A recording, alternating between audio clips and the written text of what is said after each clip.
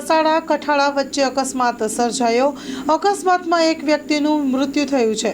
દસાડા કઠાળા વચ્ચે હાઈવે ઉપર સવારે 8 વાગ્યાની આસપાસ ટ્રેલર અને ટેન્કર વચ્ચે અકસ્માત સર્જાયો હતો।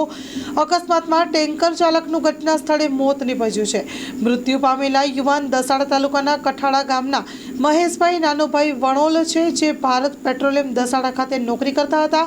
ખાલી ટેન્કર લઈને દસાડા તરફ આવી રહ્યા હતા ત્યારે માટેલા સાંઢ જેવું ટ્રેલર પૂરપાટ ઝડપે આવી ધડાકાભેર અથડાઈ ગયું હતું અને અકસ્માત સર્જ્યો હતો। ટેન્કર ચાલક ઘટના સ્થળેથી જ કમકમાટી ભર્યું મૃત્યુ પામતા તાત્કાલિક દસાડા સરકારી હોસ્પિટલ ખાતે ખસેડવામાં આવ્યા હતા।